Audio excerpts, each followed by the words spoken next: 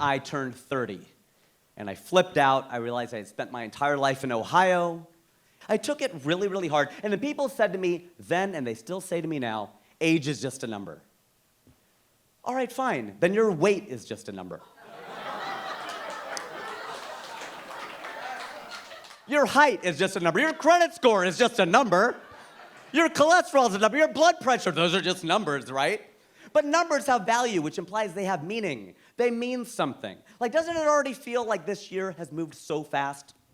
It's shorter than any year so far, right? Well, there's some math to that.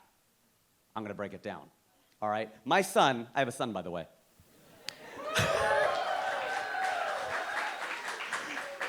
My son is turning 2 years old. I know. He's turning 2 years old, so this next year of his life is 50% of it, right? 1/2, 50% of his life, it's gonna feel really long to him. This next year, I'm almost 50. I know, black don't crack, brown don't frown, that's what I'm saying. So this next year is 2% of my life. So to me, it's gonna feel really short, to him, it's gonna feel really long. And the only reason I tell you that is to depress the hell out of everyone in the room. No, I say it because I want people to stop saying age is just a number. It's crap. In fact, toilet paper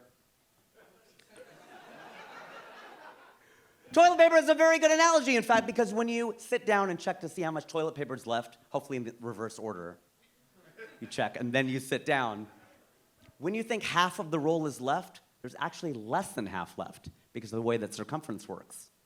Think about it, right? There's more on the outside than there is on the inside, like people in LA.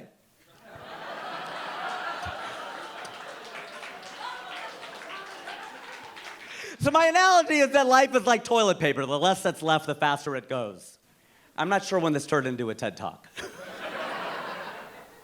But that's okay. I turned 30, I flipped out, and I moved to California, moved to Los Angeles, specifically to be a full-time comedian and an actor. I am an actor. Although you haven't, yeah, sure, no, thank you. You haven't seen me in anything, so I'm like an auditioner. I actually booked a very weird role recently. On Netflix, there's a show called Indian Matchmaking. Some of you will know this show, and not only the brown people, a lot of people know this show, they're watching it. They now have Jewish matchmaking, they're expanding it into a franchise. And if you don't know the show, or even if you do, it's about Indian matchmaking. It's a very coy title. So I actually do the audio description for the show.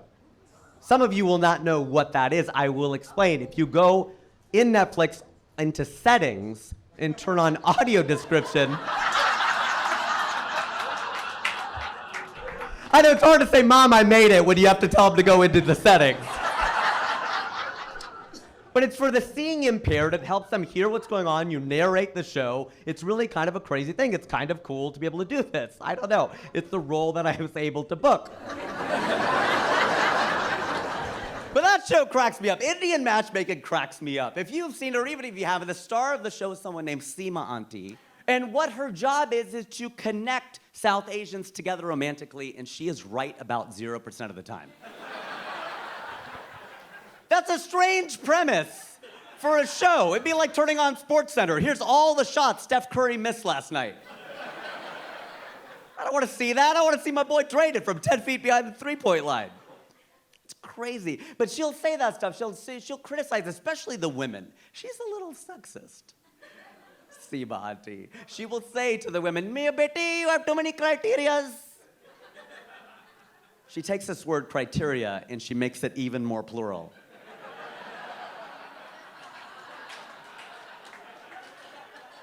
To show you how single you are. It's true that she'll say to them, she'll go, you know, you get 60, 70% of what you're looking for, it's okay. Really, Auntie? When's the last time I could bring home a 60, 70% on a math test? So I book a bar gig in Brisbane. My dad's brother has lived in Brisbane with his family for over half a century. Go to Sydney, and I don't know if you've been to Australia or not, but Aussies are some of the best crowds in the world. They are amazing because to make them laugh, all you have to do is make fun of the British. They invaded 90% of the countries on the planet. You know that? At the time, it was 90% of the countries on the planet. And I always wondered, how did they do it? I remember asking a British friend of mine, we just celebrated July 4th, when's your Independence Day? He just stared at me until it hit me. Oh, that's right, you don't have one. You just have days that other countries gain their independence from you. But how'd they do it? I think it's that voice. That British accent does something to people. We're either intimidated by it, we're scared of it, we find it sexy. Something's going on with that voice. It just gets people. The thing is, we kicked them out of the United States over 200 years ago. And we invited them back in when we needed judges for American Idol. And America's Got Talent. And Top Chef, because it sounds better coming from them. We still want them to judge us. Why is that? Why are we seeking we broke up with them. They should be seeking our approval, but I guarantee you they are not. You were never gonna see the Great British Bake Off, hosted by Larry the Cable Guy. You can use the British voice to your advantage. If you ever need a late checkout from a hotel, use the British voice. Because Azhar and I were in Hyderabad, and we've been talking and solving the world's problems till 6 in the morning. We realized we need a late checkout. We can't really do a great British accent. We call up Mo Ammer, a really good friend of ours. And he's in Cairo. We put him on FaceTime. We call down to the front desk. He can do a spot on British accent. I can't. I'm an Indian guy doing an impression of a Palestinian guy doing an impression of a British guy. So, Polaroid in the sun, okay? It's not gonna be quite as good, but he goes, cheerio, could you just be a dear? And do you mind giving us, our flight got rerouted through Spain. Is there any way maybe you can give us like a 4 p.m. checkout? He asked for a 4 p.m. checkout. And we got it! Do you have any idea how late that is? That's an hour later than the check-in of the next day. And it's a really late checkout. And by the way, my wife's family hates this show because they're Gujarati and they run hotels and stop telling everybody how to get a late checkout. It's because everything sounds right in that accent. If I say to you right now, sir, 2 and 2 is 5, you're like, no, it's not. But if I go 2 and 2 is 5, love, you got to think about it. That's right. Because the British are smart, I'm sure that's probably applicable to them like anyone else. They get a lot of credit because of that accent. They're not that smart. Right? You do know that the British used to send their criminals to Australia. I'm not making that up. You know that, right? Australia was a penal colony for the British. But I don't know if you've been to Australia, it's a way better place than England. It's warmer, it's larger, cooler animals. I think if the British were really that smart, they would have gone to Australia and left the criminals in England.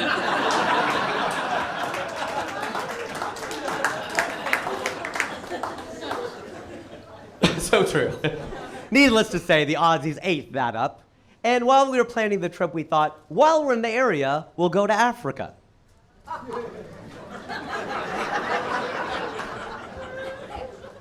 Clearly, we went to U.S. public school.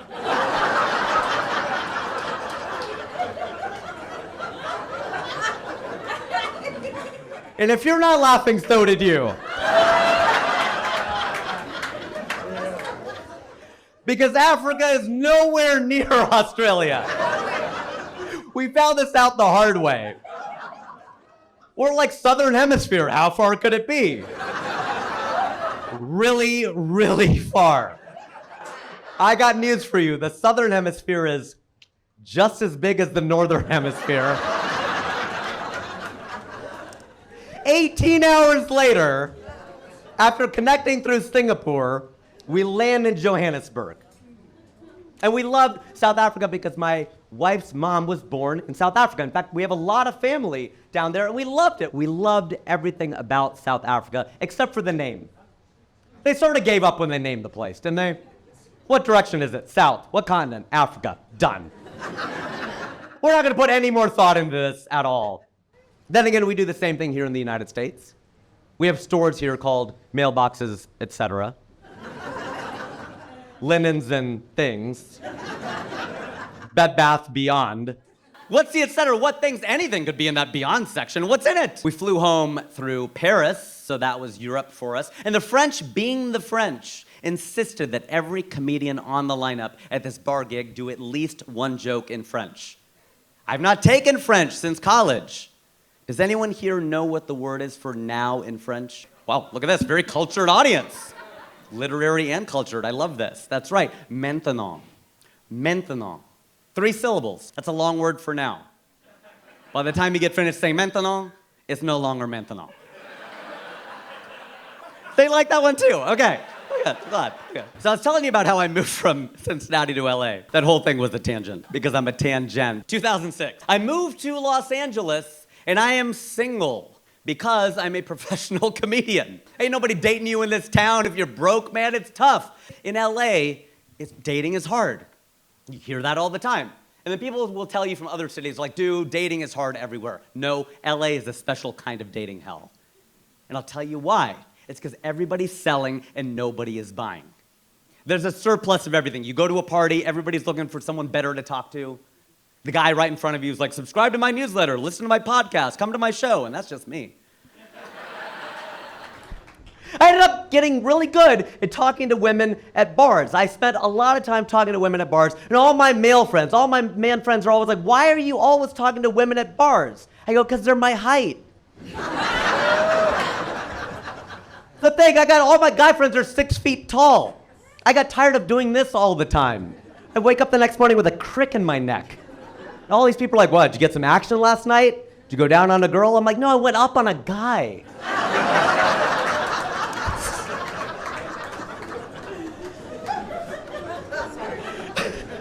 I actually went on to date every race of woman, and I think that's important to do in America, because this is the United States. It's diverse, it's the home of McDonald's, Happy Meals, collect the whole set.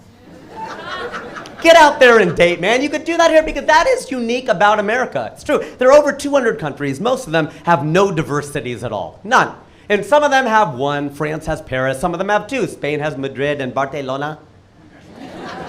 The United States has like 10 of them. LA and San Francisco and Miami and New York and Cincinnati, Ohio. Get out there and date, man. Sample, that's the thing. That's what you should do. Because I told a friend of mine that. I go, that is my pet peeve. I don't like areas of land that have all one kind of people. And he goes, so you hate countries? I'm like, that's right. I hate countries and I love mixed people. I love mixed people because they're so hot. It's true, right? And a friend of mine tried to get in on that recently. She goes, oh, I'm mixed. My mom's from Pakistan. My dad's from India. That's not mixed. That's just the British getting pissed off and dividing our country in parts. Can't use that to book more commercials. Can't be like, oh, my mom's from Vermont. My dad's from New Hampshire. I'm mixed. No, you're super white. That's not a thing. But some of my friends are very specific and very particular about the kind of women they say they date. They say they date only black women, they date only brown women, they date only white women. To me, ladies, you're all beautiful. I mean, the pretty ones. Well, some people say that's mean. I'm like, okay, first of all, I'm kidding. Second of all, I don't make the rules.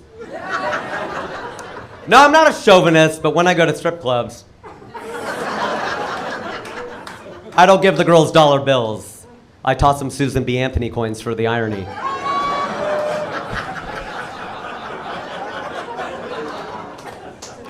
I actually met my wife on OkCupid. And she is from Austin, Texas. I was in Los Angeles, California. So people want to know, well, then how is that possible? How was she in Texas, you're in California? How'd you guys meet? Well, you might know that you can go into the settings. It's amazing how much my life is dictated by settings.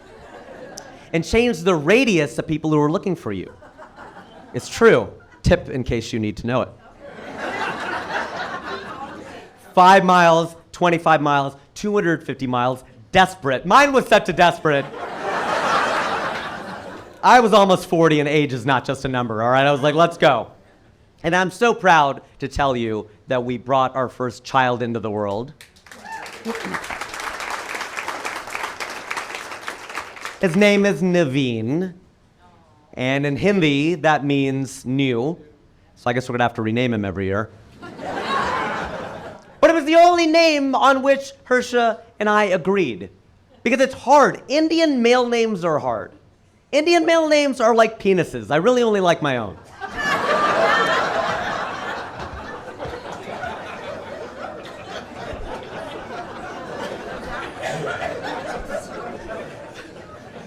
So Naveen was born in Los Angeles. Well, he was reborn in Los Angeles.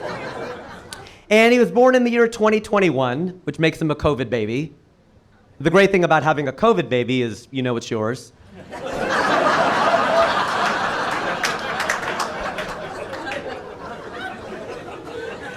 Although we had a lot of Amazon deliveries, so who knows? What can Brown do for you? Maybe we found out. I don't know. Because this was during the pandy, the Peej, the pandy, I love my abbreviations. During the pandy, we did our birth classes online. And because we were in there with a bunch of other parents, we learned how stupid the questions are. And it makes you worry about the future of this country. Or the present, because these people are already here having kids. Okay? Somebody asked, they were like, look, this was during the pandemic, okay? So you were allowed only one visitor in the room. Everybody got it? One visitor in the room. It's during the pandemic. They have to be safe. It's California, all that stuff. One visitor in the room. So then people started asking, well, can anyone else come in? No, one person. It kind of helped us out because all 4 grandparents came to stay with us for a short Indian visit of 3 months.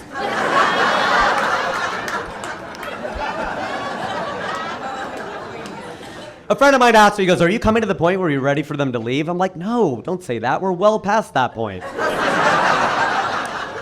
4 grandparents, 3 months, you do the math. I'm Indian, I'll do the math, okay?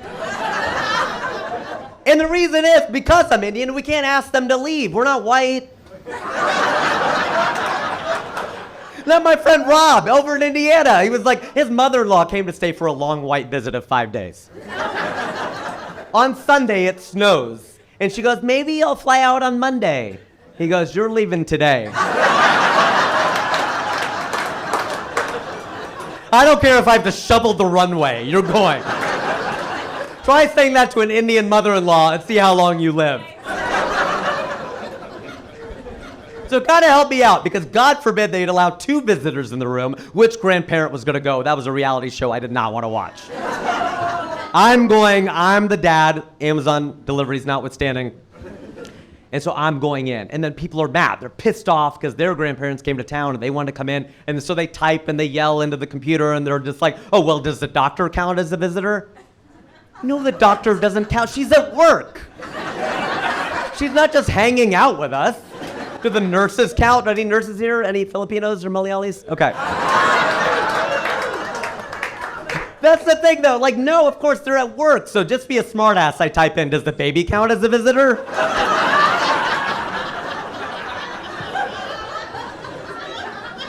Could you imagine that? Bit Naveen pops out. Sorry, buddy, you gotta go. One at a time.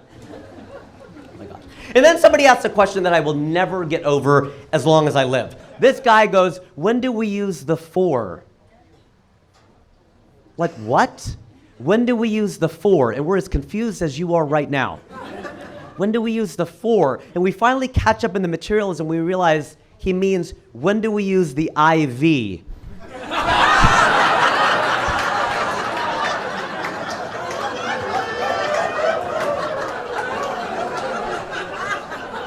Who defaults to Roman numerals? The guy who names the Super Bowls? Like, well, what are you doing? Eventually, we found out that Naveen's blood type is B positive, and as Asian parents, that's the last B plus we let him get. But in this day and age of modern technology, it was great seeing the child develop in the womb. That's a really cool thing, because of tech, you get to actually see the child develop. You see the little fingers, little toes, you see the head, you see that spine. It's great when you see that spine, because you know he's not going to be a Republican.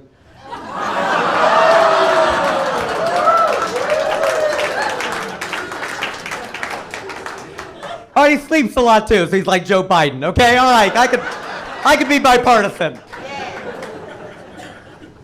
I'll leave you with this. I do sometimes worry about the world in which Naveen will live. I don't know where he's going to get his information. I feel lost all the time. Where do you get your news? How do you find it? I'm ashamed to admit that I get it from the Brits. All right, from British news. I definitely read and watch British news like the BBC, The Guardian, The Economist, because I told you, we believe anything in that accent.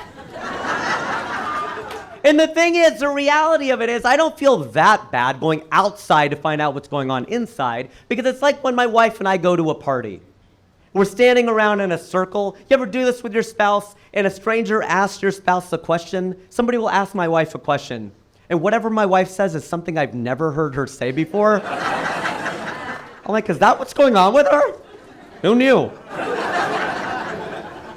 I think the reality is Barack Obama wanted to believe that we live in a post-racial world, right? And the thing is, I listen to Obama a lot because he's half black and half white. I'm neither black nor white.